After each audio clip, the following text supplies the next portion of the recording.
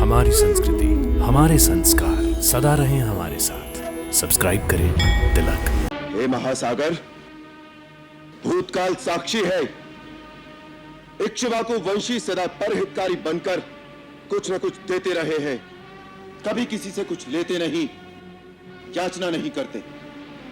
रघुवंशी राम ने आज पहली बार अपने अधिकार से कुछ मांगा है, कुछ आशा रखकर तुम्हारी उपासना की है।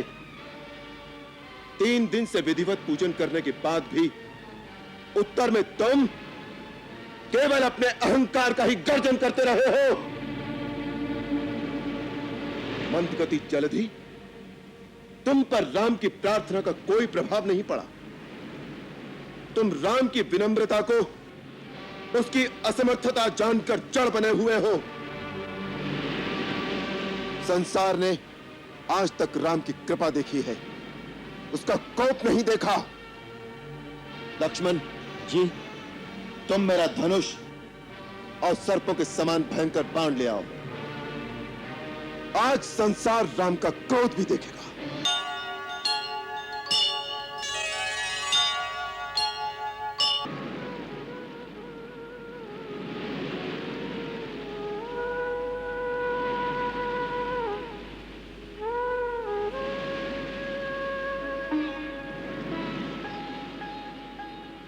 आसन डार के पालती मार के बैठ गए प्रभु साधक जैसे।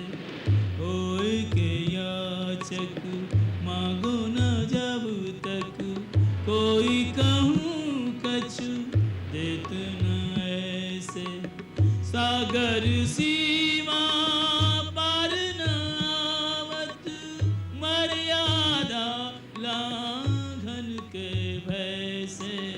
श्री रघुवीर बड़े गंभीर, विचारक नीर तिरे अब कैसे।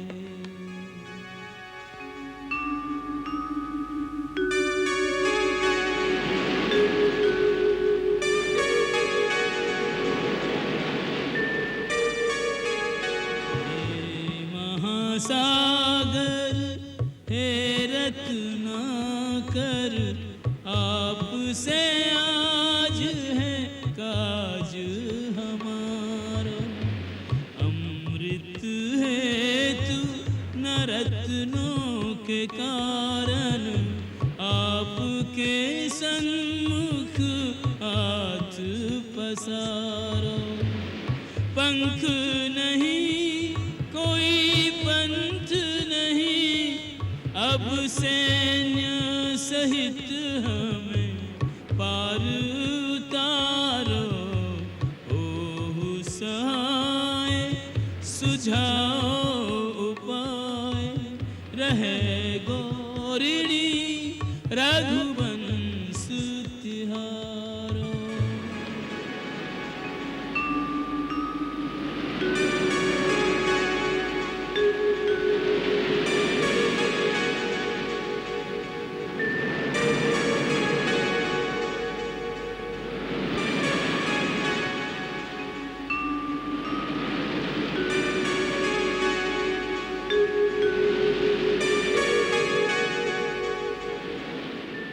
राम विराट है, सिंधु विशाल है, दोनों उदार महान है।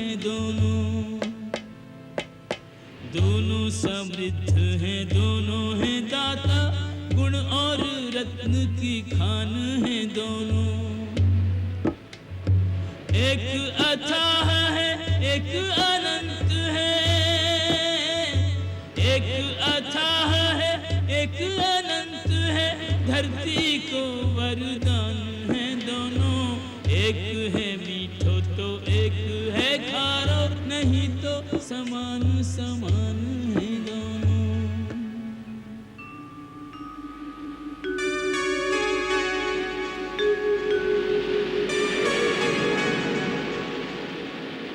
अतल सिंधु के जल में बह गए, जितने किए उपाय। अब क्या होगा, अब क्या होगा, कुछ भी समझ ना आए, कुछ भी समझ ना।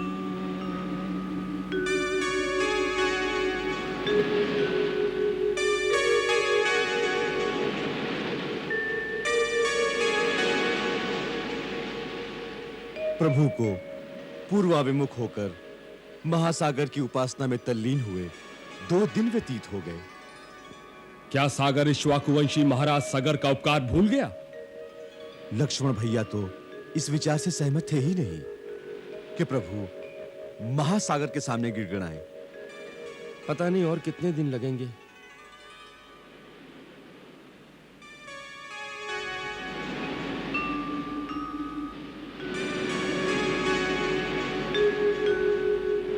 पल पल आशा टूटती, छूटो जाए धीर, घोर निराशा सिंधु ज्यों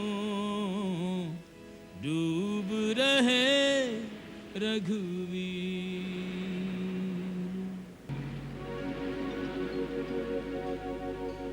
विनय न मानत जलधि जड़,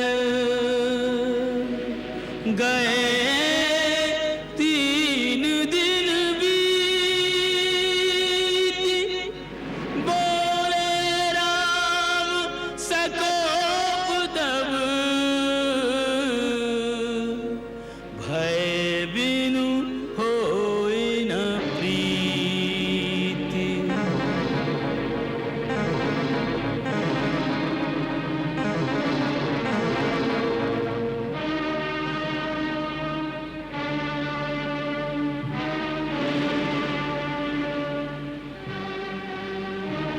हे महासागर, भूतकाल साक्षी है। इक्ष्वाकु वंशी सदा परहितकारी बनकर कुछ न कुछ देते रहे हैं, कभी किसी से कुछ लेते नहीं, याचना नहीं करते। रघुवंशी राम ने आज पहली बार अपने अधिकार से कुछ मांगा है, कुछ आशा रखकर तुम्हारी उपासना की है। 3 दिन से विधिवत पूजन करने के बाद भी उत्तर में तुम केवल अपने अहंकार का ही गर्जन करते रहे हो। मंदगति जलधि, तुम पर राम की प्रार्थना का कोई प्रभाव नहीं पड़ा। तुम राम की विनम्रता को उसकी असमर्थता जानकर जड़ बने हुए हो। संसार ने आज तक राम की कृपा देखी है, उसका कोप नहीं देखा। लक्ष्मण जी, तुम मेरा धनुष और सर्पों के समान भयंकर बाण ले आओ। आज संसार राम का क्रोध भी देखेगा। जो आज्ञा भैया। यह कार्य यदि उसी क्षण कर लेते तो हमारे 3 दिन व्यर्थ न जाते। अब एक क्षण भी व्यर्थ नहीं जाने देंगे। तुम मेरा धनुष बाण ले आओ। जो आज्ञा भैया।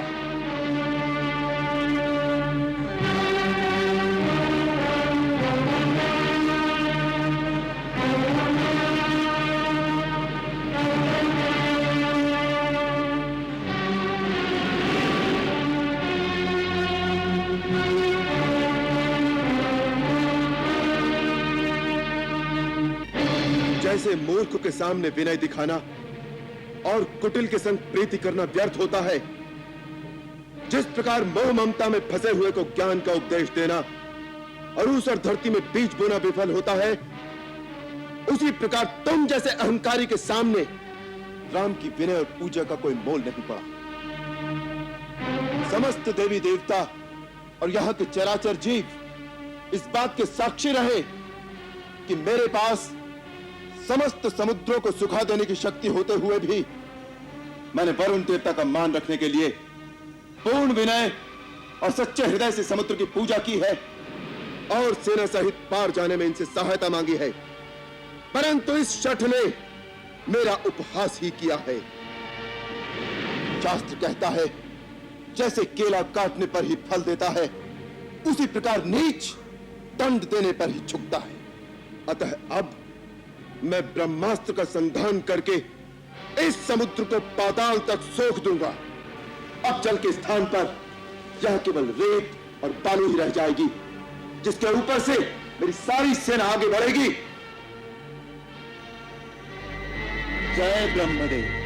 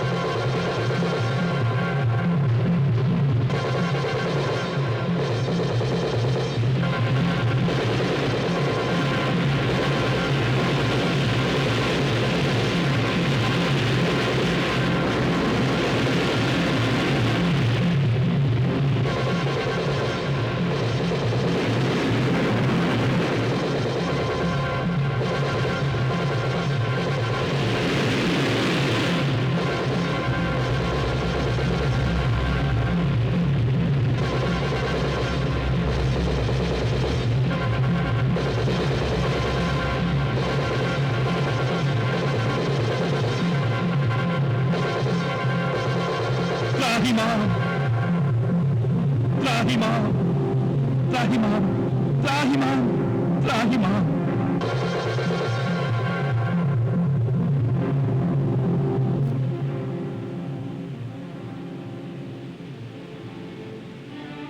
क्षमा करो प्रभु, मेरे अवगुण क्षमा करो। आपकी पूजा और विनय के उत्तर में मैंने अपना स्थान छोड़कर आपको मार्ग नहीं दिया, इसमें अवश्य मेरा दोष है, परंतु ये दोष तो आप ही का दिया हुआ है। आपकी प्रेरणा से माया ने प्रकृति में जड़ चेतन सृष्टि की उत्पत्ति की है। उसी ने जड़ और चेतन की भिन्न भिन्न मर्यादाओं को निर्धारित किया है। प्रभु, हम पांच तत्व अर्थात आकाश, धरती, अग्नि, वायु और जल इस सृष्टि के मुख्य आधार हैं। इन पांचों के गुण, स्वभाव और मर्यादाएं आपकी स्वीकृति से ही निश्चित की गई हैं। मुझ में सहस्त्रों तरंगे उठती हैं, परंतु मैं कभी अपने तट की मर्यादा का उल्लंघन नहीं करता। मेरा स्वभाव अक्षुब्ध है, परंतु आज आपके बाण ने मुझे क्षुब्ध कर दिया। जल यदि अपनी मर्यादा को भंग करेगा तो आपकी आज्ञा का उल्लंघन होगा। आप तो सर्वसमर्थ स्वामी हैं, आपको बाण चलाने की आवश्यकता भी नहीं। आपकी इच्छा मात्र से ही मैं सूख जाऊंगा और आपकी सेना मुझे पार कर जाएगी। परंतु भगवान, उससे मेरा मान और मेरी मर्यादा दोनों भंग हो जाएंगे। पांच तत्वों में से यदि एक का भी इस प्रकार गुण और स्वभाव बदलकर उसकी मर्यादा भंग कर दी जाएगी तो सृष्टि के संतुलन में विकार उत्पन्न हो जाएगा, जिससे इस धरती पर विस्फोट हो जाएगा। प्रभु, यदि आप प्रलय से पहले ही प्रलय लाना चाहते हैं तो आपको अधिकार है, अन्यथा इस ब्रह्मास्त्र से मेरी रक्षा कीजिए। स्वामी, मैं एक सेवक की भांति आपकी शरण में आया हूं। जैसा उचित समझें आज्ञा दें, मैं वही करूंगा। मेरी रक्षा करो अथवा दंड दो। हमें तुम्हारे वचनों से संतोष हुआ। हम तुम्हारी मर्यादा भंग नहीं करेंगे, परंतु हमें वो उपाय बताओ जिससे हमारी सेना भी उस पार उतर जाए और सागर की मर्यादा भी रहे। नाथ, इसका उपाय तो बहुत सहल है।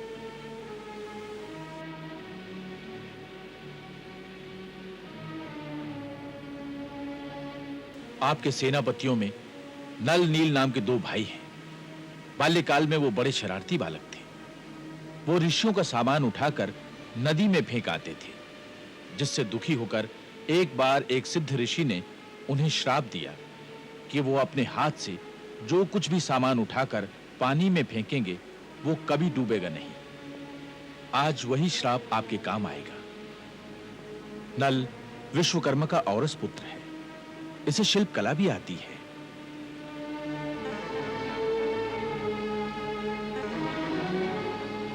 यदि ये दोनों भाई अपने हाथ से जल में पत्थर डालकर समुद्र के ऊपर सेतु बांधने का कार्य करें तो लंका तक एक ऐसा सेतु तैयार हो जाएगा जिसके ऊपर से चलकर आपकी सेना समुद्र के उस पार पहुंच जाएगी। मैं वचन देता हूं कि इनके डाले हुए पत्थरों को और उनसे निर्मित सेतु को स्वयं भी धारण करके सेतु बंधन में स्वयं इनकी सहायता करूंगा।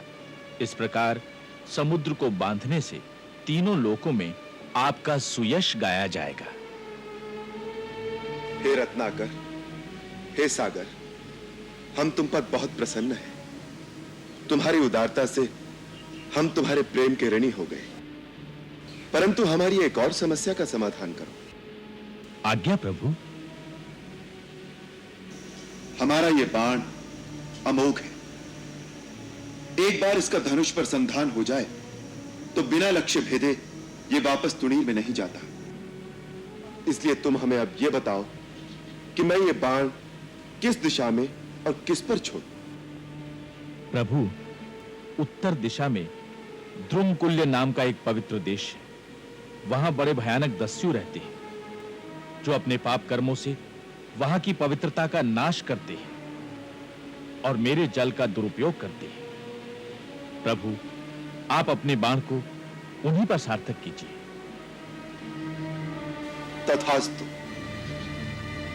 इस बाण के प्रहार से वहां की धरती मरुभूमि हो जाएगी, परंतु वहां पर अनेक सुगंधित औषधियां उत्पन्न होंगी जिनसे जीवों का कल्याण होगा।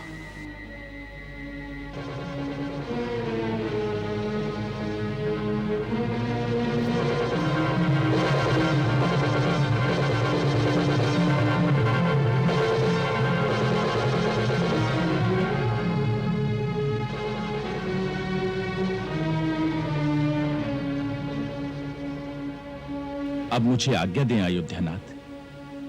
शिव शंकर और मां भवानी आपको विजयी बनाए। सिद्धि विनायक आपके सकल मनोरथ सिद्ध करें।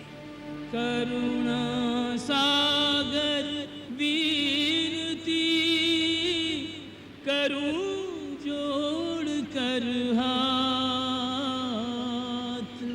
सी